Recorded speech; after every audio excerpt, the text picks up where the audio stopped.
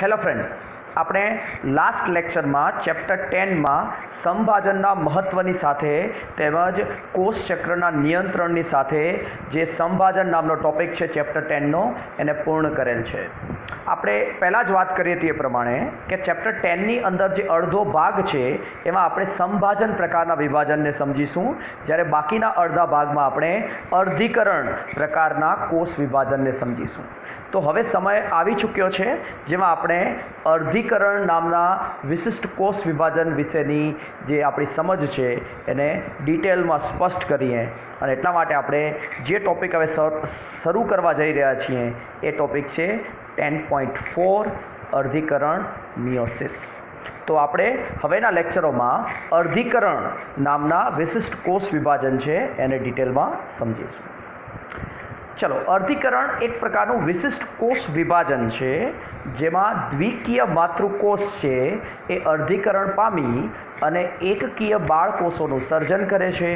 એકકીય બાળકોષોની અંદર રંગસૂત્રોની જે સંખ્યા છે એ માતૃકોષની સાપેક્ષે અડધી થઈ જાય છે, અને એટલા માટે જ આ પ્રકારના કોષ વિભાજનને અર્ધીકરણ તરીકે ઓળખવામાં આવે છે. હું રિપીટ કરું, અર્ધીકરણ એક વિશિષ્ટ કોષ વિભાજન છે જેમાં દ્વિકીય જે માતૃકોષ છે એ વિભાજન પામી અને એકકીય બાળકોષોનું સર્જન કરે છે, અને આમ એકકીય બાળકોષોમાં રંગસૂત્રોની જે સંખ્યા છે એ માતૃકોષની સાપેક્ષે અડધી થઈ જાય છે, અને એટલા માટે જ એને અર્ધીકરણ તરીકે ઓળખવામાં આવે છે. જો તમને હજી પણ ખ્યાલ ના આવ્યો હોય દ્વિકીય અને એકકીય વચ્ચે શું તફાવત છે તો ફરીથી ધ્યાનથી મને સાંભળો. કોઈપણ દ્વિકીય કોષમાં રંગસૂત્રોના બે જૂથ જોવા મળે છે, રંગસૂત્રો જોડમાં જોવા મળે છે. દાખલા તરીકે મનુષ્યના દૈહિક કોષોમાં 23 જોડ રંગસૂત્ર આવેલા છે, મતલબ કે 23 રંગસૂત્રોના બે જૂથ આવેલા છે. દરેક જૂથમાં 23 રંગસૂત્રો છે, અને આમ દરેક કોષમાં 23 જોડ રંગસૂત્રો છે. આપણે એમ કહીશું કે રંગસૂત્રોના બે જૂથ આવેલા છે. ફરીથી રિપીટ કરું કે દરેક જૂથમાં 23 રંગસૂત્ર છે. તો મનુષ્યના દૈહિક કોષો દ્વિકીય એટલે કે 2n છે, કારણ કે અહીં રંગસૂત્રોના બે જૂથ આવેલા છે. દરેક જૂથમાં 23 રંગસૂત્રો છે. આપણે એમ કહીશું કે રંગસૂત્રો જોડમાં આવેલા છે. હવે આપણે જ્યારે આપણા જનન કોષોનું સર્જન કરીએ છીએ તો એ અર્ધીકરણથી સર્જાય છે. જનન કોષોમાં રંગસૂત્રના એક જ જૂથ આવેલા છે, એટલે કે શુક્રકોષ જે પુરુષ સર્જે છે એમાં 23 રંગસૂત્રો છે, જ્યારે અંડકોષ જે સ્ત્રી સર્જે છે એમાં 23 રંગસૂત્ર છે. આમ એકકીય કોષોમાં રંગસૂત્રોના એક જ જૂથ આવેલા હોય. જ્યારે કોઈ પણ કોષમાં રંગસૂત્રોનું એક જ જૂથ આવેલું હશે તો એને એકકીય કોષ તરીકે ઓળખવામાં આવશે. જ્યારે રંગસૂત્રો જો જોડમાં હશે અને રંગસૂત્રના બે જૂથ આવેલા હશે તો એને દ્વિકીય કોષ તરીકે ઓળખવામાં આવશે.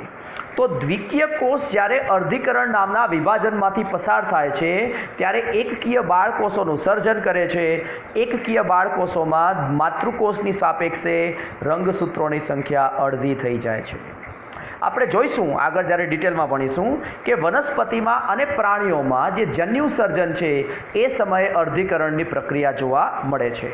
અર્ધીકરણથી જે દ્વિકીય સજીવ છે એના જીવનચક્રમાં એકકીય અવસ્થા આવે છે. અર્ધીકરણથી જે દ્વિકીય સજીવ છે એના જીવનચક્રમાં એકકીય અવસ્થા આવે છે, અને જ્યારે આ એકકીય જન્યુઓ છે એ ફલન પામે છે તો ફરીથી દ્વિકીય અવસ્થા છે એ પુનઃસ્થાપિત થાય છે. તો ફરીથી દ્વિકીય અવસ્થા છે એનું પુનઃસ્થાપન જોવા મળે છે.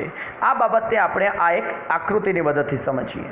જુઓ, જે લિંગી પ્રજનન કરતા સજીવો છે એમાં જન્યુ સર્જન સમયે હંમેશા એકકીય અવસ્થા સર્જાય છે, અને લિંગી પ્રજનન કરતા સજીવોમાં એવા કોષો સર્જાય છે જેના રંગસૂત્રના એક જ જૂથ આવેલા હોય. આવા કોષોને જન્યુઓ તરીકે ઓળખવામાં આવે છે, જે અનુક્રમે નરજન્યુ અને માદાજન્યુ હોઈ શકે છે. ઉદાહરણ તરીકે એક દ્વિકીય સજીવ છે જે 2n છે એ અર્ધીકરણ કરી અને પોતાના જન્યુઓ પેદા કરશે. જન્યુઓ n હશે એટલે કે રંગસૂત્રોની અડધી સંખ્યા જ એ દ્વિકીય કોષની સાપેક્ષે ધરાવતો હશે અને રંગસૂત્રનું એક જ જૂથ ધરાવતો હશે. આમ અહીં દ્વિકીય સજીવ એ અર્ધીકરણ દ્વારા પોતાના જીવનચક્રમાં એકકીય અવસ્થા ધરાવતા જન્યુઓ પેદા કરે છે. હવે બીજો સજીવ જેને આપણે માદા કહી શકીએ છીએ, એ પણ દ્વિકીય છે અને અર્ધીકરણ દ્વારા જન્યુઓ સર્જે છે. મતલબ કે અહીં પણ દ્વિકીય સજીવમાં અર્ધીકરણ દ્વારા એકકીય અવસ્થાનું સર્જન થાય છે. હવે નર અને માદા જન્યુ વચ્ચે ફલન જ્યારે થાય છે ત્યારે ફરીથી દ્વિકીય પરિસ્થિતિનું પુનઃસ્થાપન થાય છે અને નવી પેઢીનું સર્જન થાય છે. દાખલા તરીકે આને આપણે મનુષ્યના ઉદાહરણ સાથે સમજીએ તો પુરુષ છે કે જે નર સજીવ ગણાય છે એ 2N સજીવ છે. એ અર્ધીકરણ દ્વારા 23 રંગસૂત્ર ધરાવતા બરાબર શુક્રકોષો પેદા કરે છે જે એની એકકીય અવસ્થા છે. તો પુરુષ નામના સજીવમાં એકકીય કોષો એટલે એકકીય અવસ્થા ધરાવતા કોષો અર્ધીકરણ દ્વારા સર્જાય છે.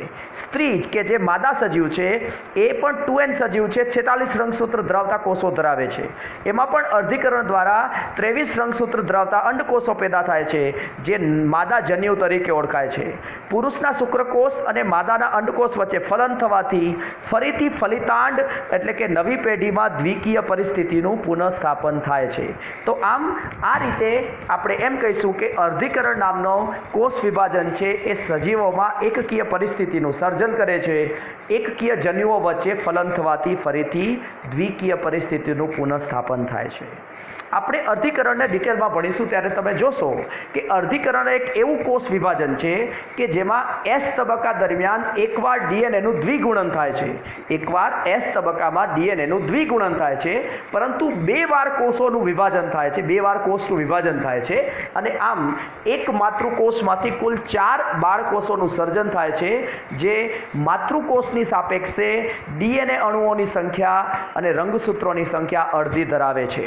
તો અર્ધીકરણમાં S તબક્કામાં એકવાર ડીએનએનું દ્વિગુણન થશે, પણ કોષનું વિભાજન બે વાર થશે. અંતમાં સર્જાતા એકકીય બાળકોષોમાં રંગસૂત્ર એટલે કે ડીએનએ અણુઓની સંખ્યા છે એ માતૃકોષ કરતાં કેવી થઈ જશે? અડધી થઈ જશે. ચલો, અર્ધીકરણ વિશે એક પ્રાથમિક સમજ મેળવ્યા બાદ હવે આપણે એક આકૃતિની મદદથી અર્ધીકરણની જે સંપૂર્ણ ક્રિયાવિધિ છે એને સમજવાની કોશિશ કરીએ. ચલો, આ એક આકૃતિ છે જે અર્ધીકરણને સમજાવે છે. યાદ રાખજો, અર્ધીકરણમાં બે કોષ વિભાજન જોવા મળે છે, અર્ધીકરણ 1 અને અર્ધીકરણ 2. હમણાં જ મેં તમને કહ્યું કે S તબક્કામાં એકવાર ડીએનએનું દ્વિગુણન થશે પણ બે વાર કોષોનું વિભાજન થશે અને એટલા માટે આપણે અર્ધીકરણમાં બે કોષ વિભાજનનો સમાવેશ કરીએ છીએ જે અનુક્રમે અર્ધીકરણ 1 અને અર્ધીકરણ 2 તરીકે ઓળખવામાં આવે છે. પણ યાદ રાખજો કે આખું અર્ધીકરણ આ બંનેનો સમાવેશ કરે છે.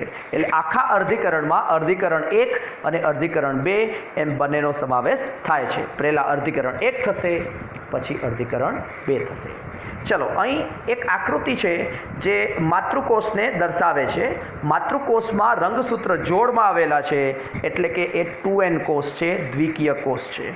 અહીં મેં સરળતા ખાતર રંગસૂત્રની એક જ જોડ દર્શાવી છે જેને સમજાત રંગસૂત્રની જોડ તરીકે ઓળખવામાં આવે છે. જો મનુષ્યનો દૈહિક કોષ આવો માતૃકોષ હોય તો એમાં આવી 23 જોડ આવેલી હોય જેને હું 23 સમજાત રંગસૂત્રોની જોડ તરીકે ઓળખીશ.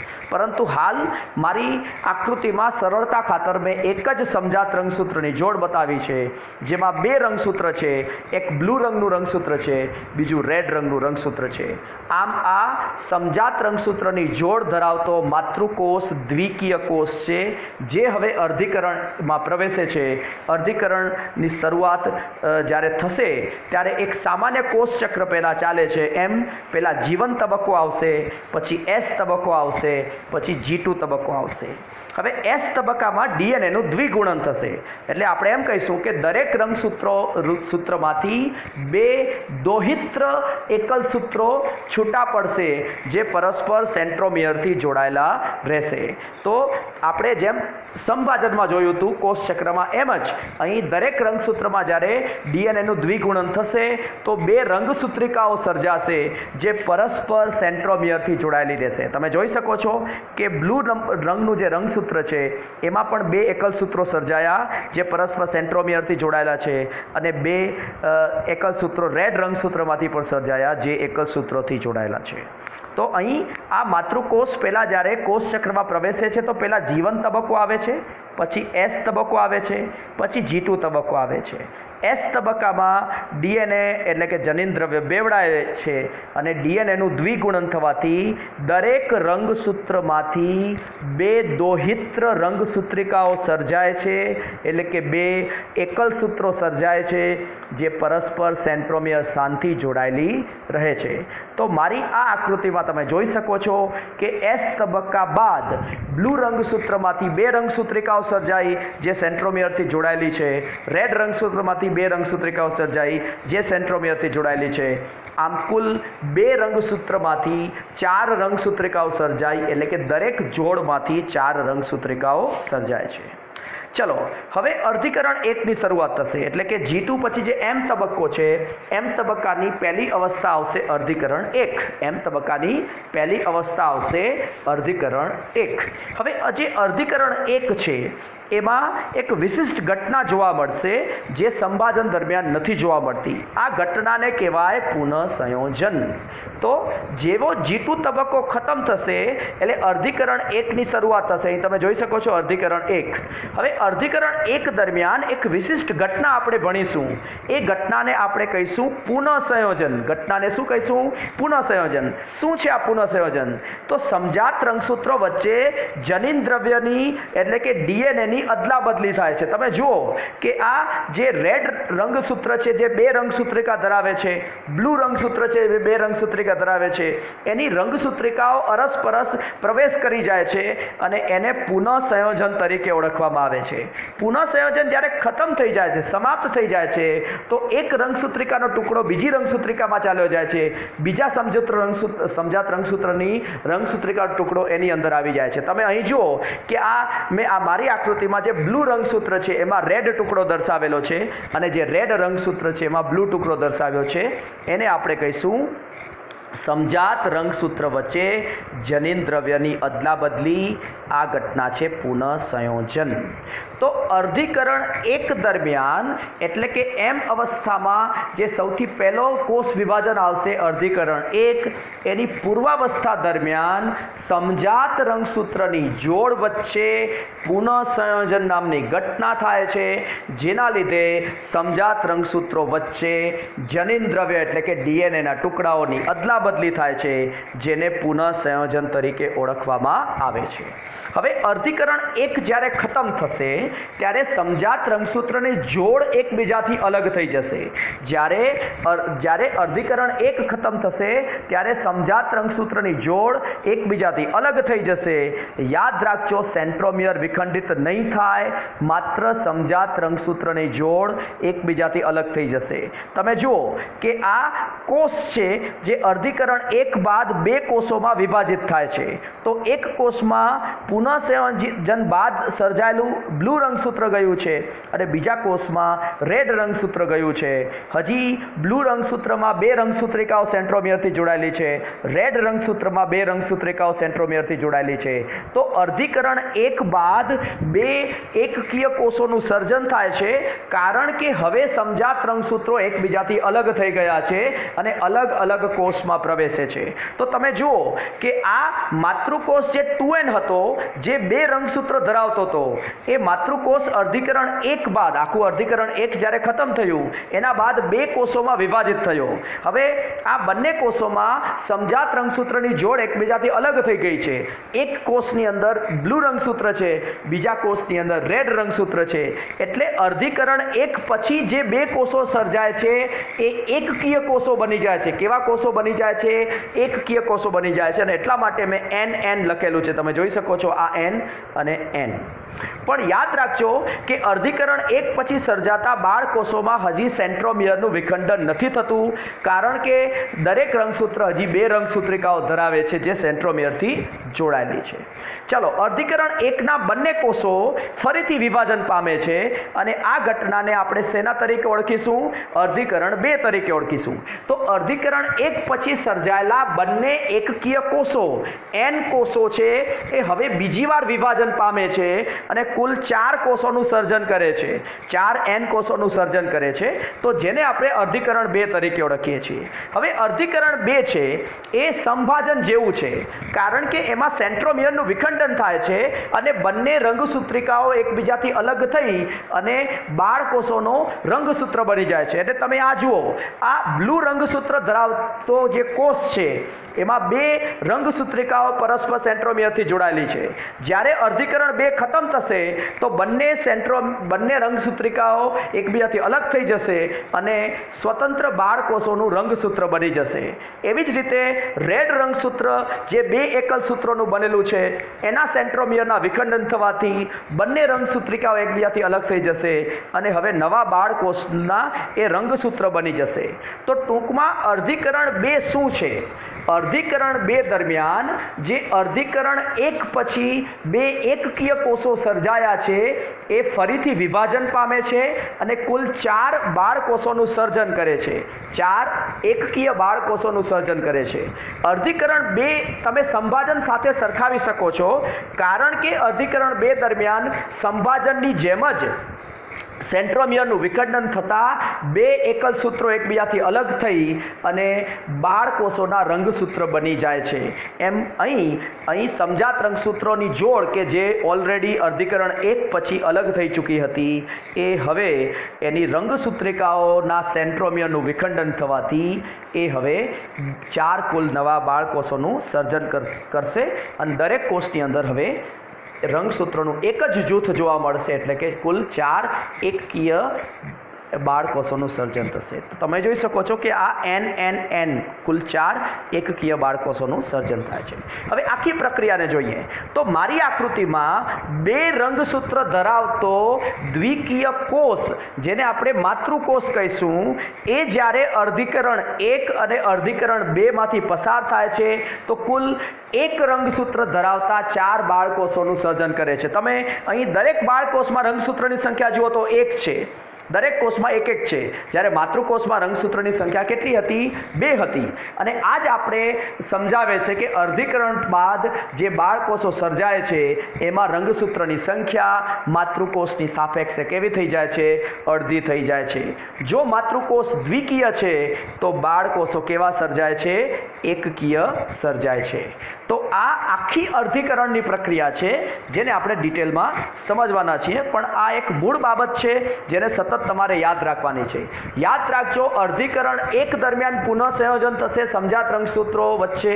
અર્ધીકરણ 1 પછી જે 2 બાળકોષો સર્જાશે એ એકકીય બાળકોષો ગણાશે, કારણ કે સમજાત રંગસૂત્રની જોડ એકબીજાથી અલગ થઈ જશે, બરાબર, પરંતુ સેન્ટ્રોમિયરનું વિખંડન નહીં થાય. અર્ધીકરણ 2 એ સંભાજન જેવું છે જેમાં સેન્ટ્રોમિયરનું વિખંડન થયા બાદ રંગસૂત્રિકાઓ એકબીજાથી અલગ થશે અને 2 કોષોમાંથી કુલ 4 એકકીય બાળકોષોનું સર્જન થશે. અંતમાં આપણે એમ કહીશું કે અર્ધીકરણ દરમિયાન દ્વિકીય માતૃકોષ વિભાજન પામી અને 4 બાળકોષોનું સર્જન કરશે, 4 એકકીય બાળકોષોનું સર્જન કરશે, જે માતૃકોષની સાપેક્ષે અડધી સંખ્યામાં રંગસૂત્ર ધરાવે છે. ચલો આ બાબતને એક ડિટેલને આપણે એક સારાંશના સ્વરૂપમાં પહેલાં જોઈએ જે આપણે ભણીશું. અર્ધીકરણ દરમિયાન શું થશે? તો સૌથી પહેલાં આંતર ચાલશે, G1 S G2 ચાલશે. S તબક્કામાં DNAનું સ્વયંજનન થશે, એટલે કે DNAનું દ્વિગુણન થશે. હવે M તબક્કો જ્યારે શરૂ થશે તો M તબક્કામાં પહેલાં આવશે અર્ધીકરણ 1. અર્ધીકરણ 1ને હું વિષમયુગ્મી વિભાજન કહીશ, કારણ કે એક 2N કોષમાંથી 2N કોષોનું સર્જન થશે. તો અર્ધીકરણ 1 વિષમ ભાજન કહેવાય છે. કેમ વિષમ ભાજન કહેવાય છે? કારણ કે અર્ધીકરણ 1 પછી જ દ્વિકીય કોષમાંથી 2 બાળકોષોનું એકકીય બાળકોષોનું સર્જન થઈ જાય છે. એટલે હકીકતમાં અર્ધીકરણ 1 પછી જ રંગસૂત્રોની સંખ્યા બાળકોષોમાં અડધી થઈ જાય છે અને એટલા માટે અર્ધીકરણ 1ને આપણે વિષમયુગ્મી ભાજન અથવા તો વિષમ ભાજન તરીકે ઓળખીએ છીએ. હવે અર્ધીકરણ 1ની શરૂઆત પણ પૂર્વાવસ્થા 1 થી થશે. એટલે હવે જે પૂર્વાવસ્થા, ભાજનાવસ્થા, ભાજનોત્તરાવસ્થા, અંત્યાવસ્થા, જે 4 અવસ્થાઓ છે એમાં આપણે આગળ એક લગાડીશું. તો પૂર્વાવસ્થા 1 એ અર્ધીકરણ 1ની પહેલી અવસ્થા છે. ભાજનાવસ્થા 1 એ અર્ધીકરણ 1ની બીજી અવસ્થા છે. ભાજનોત્તરાવસ્થા 1 એ અર્ધીકરણ 1ની ત્રીજી અવસ્થા છે અને અંત્યાવસ્થા 1 એ અર્ધીકરણ 1ની ચોથી અવસ્થા છે. હવે એમાંથી જે પૂર્વાવસ્થા છે એક છે એ ખૂબ જ જટિલ હોય છે અને એને આપણે 5 પેટા અવસ્થાઓમાં વિભાજિત કરીએ છીએ. પૂર્વાવસ્થા 1 જે અર્ધીકરણની પ્રથમ અવસ્થા, અર્ધીકરણ 1ની પ્રથમ અવસ્થા છે, એ ખૂબ જટિલ છે અને આ પૂર્વાવસ્થા 1 ને આપણે 5 પેટા અવસ્થાઓમાં વિભાજિત કરીએ છીએ, જે અનુક્રમે કઈ છે? લેપ્ટોટીન, જાયગોટીન, પેકીટીન, ડિપ્લોટીન અને ડાયકાઇનેસિસ. તો પૂર્વાવસ્થા 1ની 5 પેટા અવસ્થાઓના નામ અને ક્રમ યાદ રાખવા બહુ જરૂરી છે. લેપ્ટોટીન, જાયગોટીન, પેકીટીન, ડિપ્લોટીન, ડાયકાઇનેસિસ. આ 5 પેટા અવસ્થાઓ દરમિયાન શું થશે?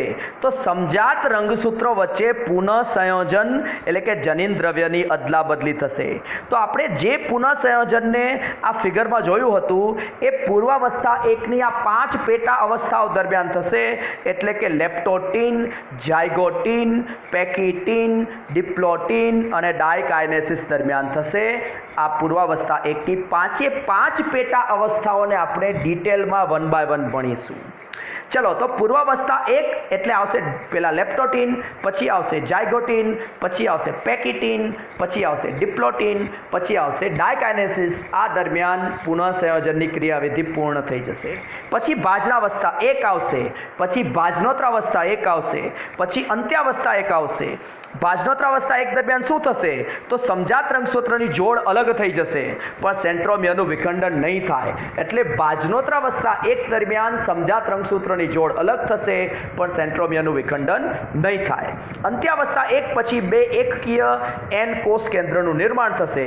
અંત્યાવસ્થા 1 પછી કોષરસ ભાજન થશે અને 2 બાળકોષોનું સર્જન થશે.